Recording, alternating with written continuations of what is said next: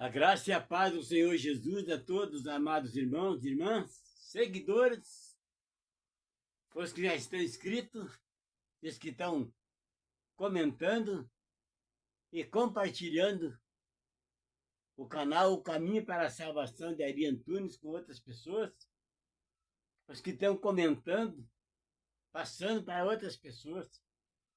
Deus vai te abençoar grandemente. Porque tudo que falar de Jesus, quem falar de Jesus, ou aqueles que falar de Jesus para outras pessoas, você está semeando uma semente que vai te dar frutos, bons frutos. Você vai ser uma árvore frutífera, vai dar bons frutos. Porque lá no Mateus, no capítulo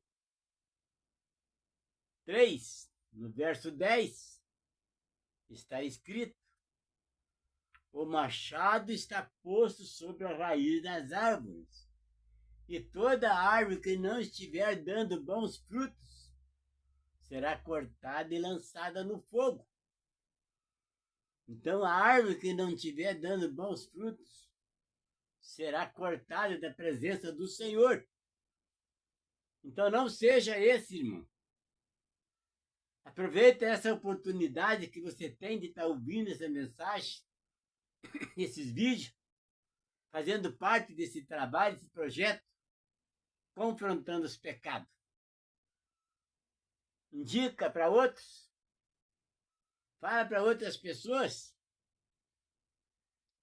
e convida eles para se inscrever. Falta pouquinho, irmãos, para chegar aos 50 inscritos, e assim eu poderei fazer culto ao vivo, ensinar vocês melhor a palavra, porque o meu objetivo é passar para vocês o que está escrito, que Jesus falou, não para condenar, mas para ensinar, para avisar e para preparar vocês para esses dias que estão vindo por aí. Esse é o objetivo das Escrituras, que é a verdade. E a verdade é infinita. Você pode distorcer ela agora, pode abafar ela, pode mudar o texto, pode mudar o sistema, pode manipular. Mas isso não é para sempre, logo ela se manifesta. Por isso está escrito, João 8,32. Conhecereis a verdade e a verdade vos libertará. Mas também está escrito, Mateus 7,36. Não há nada feito às escuras que não venha ser revelado na luz, e não há nada falado ao pé do vidro que não venha ser clamado em cima do telhado. Porque nada acontece que Deus não veja, que Deus não saiba, e que Deus não possa mudar. A justiça de Deus, irmãos, ela não falha. Assim como as promessas de Deus também são verdadeiras e ela não falha para aqueles que são dignos das promessas, que está preparado para o povo de Deus desde a fundação do mundo. Porque eu sempre falo para vocês, meus amados irmãos, alerto vocês. Tudo está sobre nós. Não está sobre Deus, não está sobre Jesus, não está sobre o Espírito Santo e nem muito menos aos anjos. Porque a tua consciência, a nossa consciência, é a que decide o que vai fazer, o que você é o destino meu. O destino meu. Por isso está os dois caminhos. Um que sobe para o céu e o outro que vai para o inferno. Aí a escolha é de cada um. E a razão pela qual Jesus deixou escrito esses avisos as revelações, as profecias, é justamente para mostrar, olha, vai acontecer isso. E isso vai acontecer para os ímpios, para os idólatras, para os incrédulos. Entende? Idolatria, irmão, é aquele que não crê em Jesus e ignora ele. Idolatra homem, imagem, estátuas, animais. Igual tem um país que eu não lembro agora aí, que o Deus dele lá é a vaca. Eles comem o cachorro, mas não comem a vaca. Não matam nada para comer. Esses são idólatras. Tantos outros. Outros países por aí adoram estátua. Tem religiões também, que todo mundo sabe o que é. Quando está escrito que Deus falou lá em Êxodo, no capítulo 20, que é o segundo livro da Antiga Aliança, primeiro Gênesis e Êxodo, capítulo 20, verso 1, e Deuteronômio, que é o quinto livro do Antigo Testamento, no capítulo 5, está escrito, esse Deus falou para aquele povo. E se Deus falou, é porque enquanto existir Deus, essa promessa, essa palavra, essa justiça vai permanecer. E como Deus é eterno, também vão ser eternas essas palavras dele, tanto as promessas como a justiça. E é isso que Jesus quer que vocês entendam. Aprendam isso e pratiquem, vivam isso. Abandone as coisas do mundo, abandone o mundo do pecado e idolatria. Adore somente a Ele. Que quem estiver com Deus e é santo, é sem pecado, está remido dos pecados, se arrependeu, está cumprindo com os mandamentos, com os preceitos de Deus.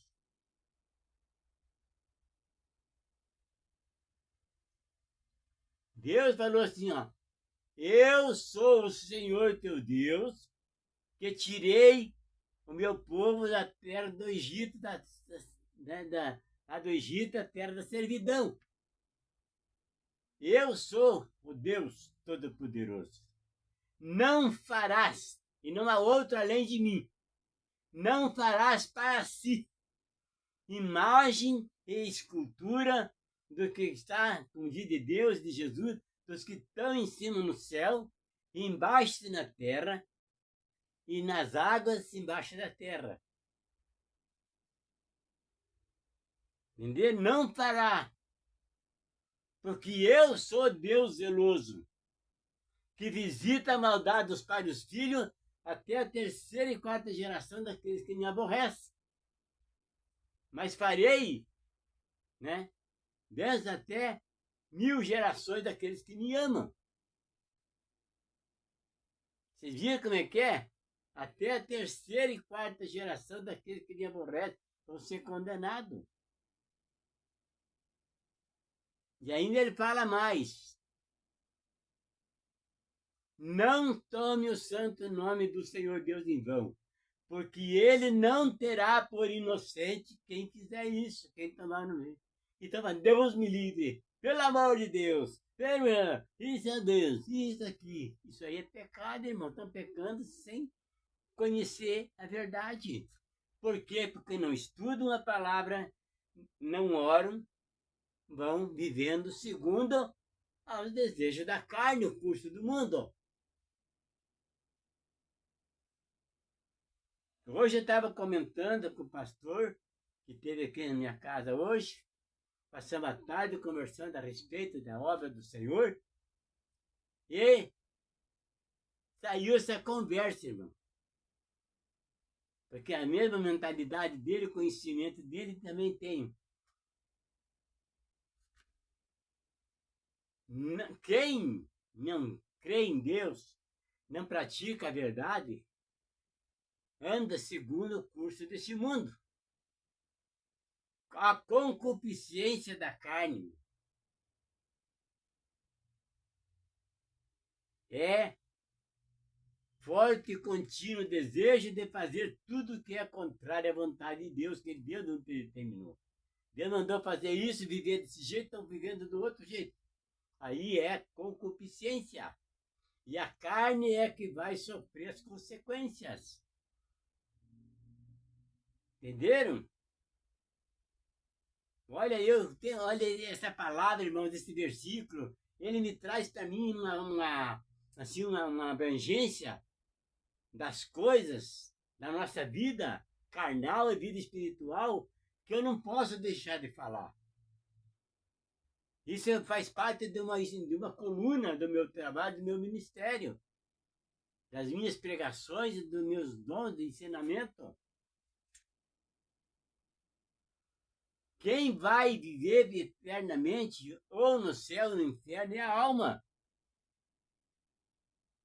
Segundo o que ela aprovar hoje. Paulo falou lá para os Gálatas, no capítulo 5, no verso 17. A carne milita contra o espírito contra a carne, e eles se opõem de si para passar o que quereis. Agora, nesse meio tempo, a carne e o espírito. Mas e a alma, onde está? A quem ela está aprovando? Que é a consciência. Qual que ela está dando razão para a carne ou para o espírito? O espírito é a vida. O espírito não morre. O espírito vai voltar para Deus. A primeira morte é a morte física, que é a separação da carne, o espírito e a alma. Mas o espírito e a carne permanecem. Quando há a segunda morte, aí vai haver a separação do espírito e a alma. Porque o espírito é de Deus, é o sopro de Deus, é a vida. Mas a carne, a alma vai receber um outro corpo para sofrimento, para tortura, ela vai sofrer as consequências. Então, por isso que eu digo que nós somos responsáveis, tudo está sobre nós, toda a responsabilidade está sobre nós. Porque nós temos poder, nós temos autoridade, nós temos domínio, nós temos sabedoria e nós temos a liberdade de escolher o que nós queremos. Entenderam? Lembra-se, na antiga aliança, quando Deus estava no comando, e Jesus não tinha sido manifesto, tinha um tempo. Deus exterminava gerações e gerações, cidade e tudo. Não aconteceu lá no época do Noé, com o dilúvio? Quantas pessoas se salvaram numa geração inteira? Multidões e multidões morreram afogados. Deus lavou a terra por causa da sujeira, prostituição, imundícia que estava o povo causando. Ele se irou tanto que jogou tanta água lá que cobriu até os montes. Salvou só 8 pessoas. Por quê? Porque Deus não aceita perversão. Deus não aceita, tudo tem limite. Sodoma e Gomorra também, que cidade que é, que povo que vivia lá. O que aconteceu com elas?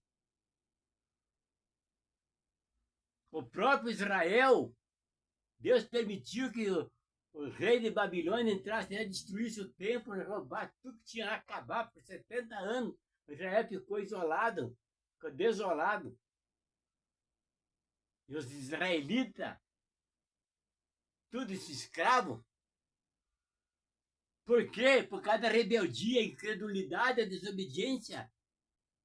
Porque a justiça de Deus não falha, ela permanece.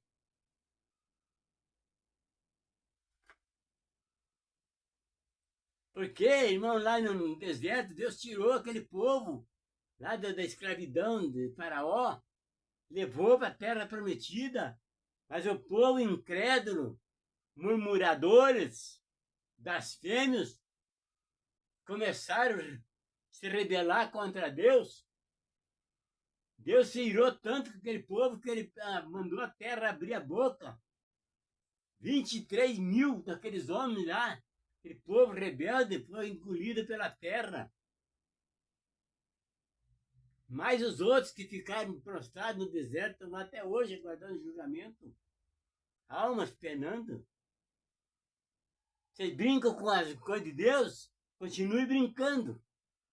Faça de conta que isso não é nada, não vai acontecer. Porque depois que acontecer, não adianta se lamentar, não adianta chorar. O tempo de se arrepender, o tempo de se consertar é agora. Antes que aconteça, antes que chegue a tribulação, antes que esse dia chegue. Jesus está preparando, está ensinando, levanta homens e mulheres para falar. Está cheio de charlatão, falsos mestres, falsos profetas, aí nos altares, por aí nas redes sociais, pregando mentira e enganação. Por isso Jesus falou, vigiai e orai sem cessar, para que não caia em tentação. Examinais as escrituras para que ninguém vos engane. Esse foi o que Jesus falou, façam isso. Querem estar comigo? Purifique-se dos teus pecados, porque eu sou puro. Se você quer estar comigo, então se liberta do mundo e venha para a vida espiritual, para a vida do mundo, para a vida de Deus. Você não quer sofrer, não quer perecer no mundo? Não quer ser escravo preso da enfermidade do pecado, prisioneiro? E nem quer ser torturado pelas dores, pelas enfermidades? Ser liberto do pecado, porque o pecado gera morte.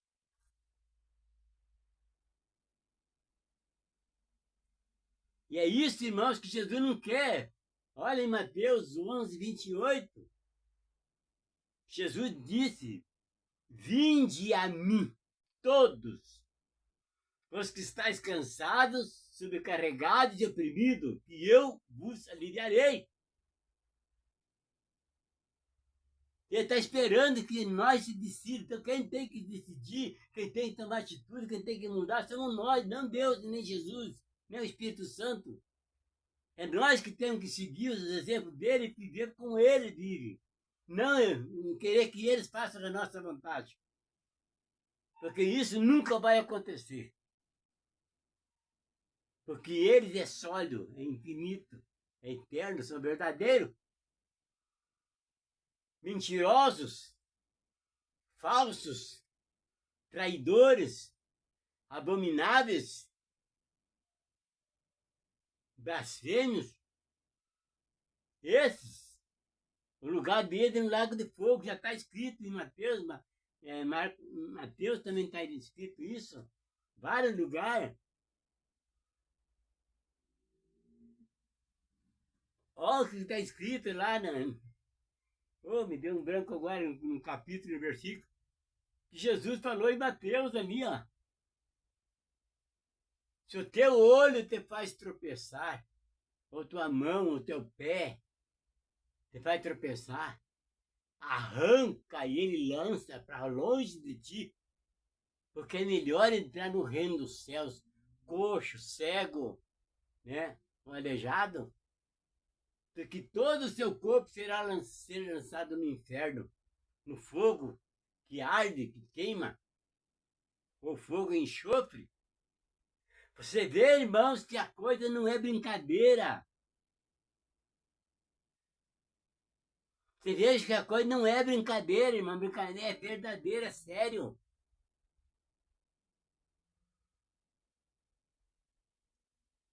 Como é que você vai entrar no céu carregado de pecado, querer levar fardos de dinheiro, levar um carrão do ano,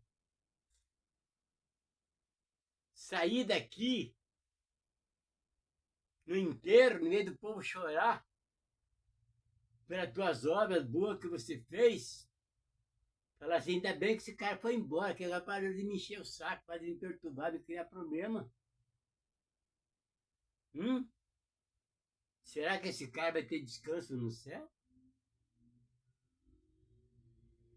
Não tem, irmãos. Jesus é o príncipe da paz. Se nós não levar paz aos nossos vizinhos, aos nossos povos que nós convivemos com eles, ao local de trabalho onde nós ganhamos nosso pão de cada dia, as pessoas que nós convivemos, nós aborrecer eles, nós estamos se afastando de Deus cada dia mais. O que está escrito lá no 2º mandamento? Ame teu próximo como a ti mesmo. Ame teu inimigo. Perdoa ele 70 vezes 7.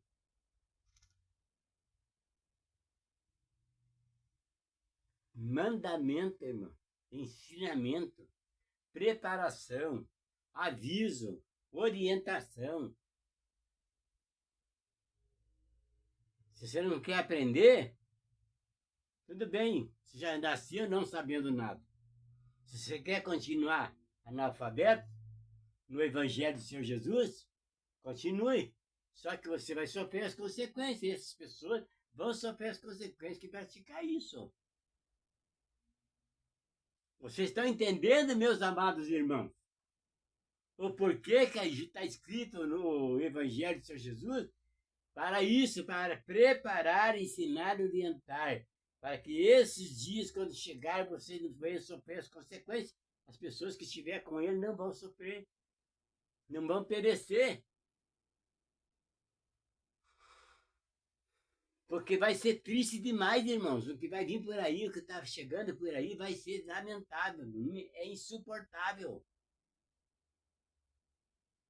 Vai ter época, irmãos, vai ter pragas que vier de lá, taças que vai ser, quando tocar a trombeta, vai descer coisa do céu, anjos quando lançar praga na coisa, e vai acontecer que os homens vão sofrer torturas tão pesadas, insuportáveis, que vão pedir para morrer, mas não vão, a morte vai fugir dele para castigo, e ainda muitos deles ainda vão blasfemar contra Deus, em vez de se arrepender pela uma maldade tão grande que tem no coração desse ser humano.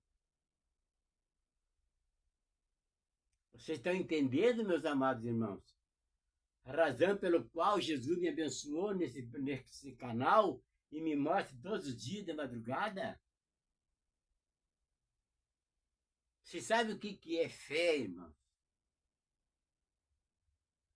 Fé não é esperança e fé não é crer. Fé é dom de Deus, que Ele dá para quem o busca, para quem é digno. A fé é dom de Deus.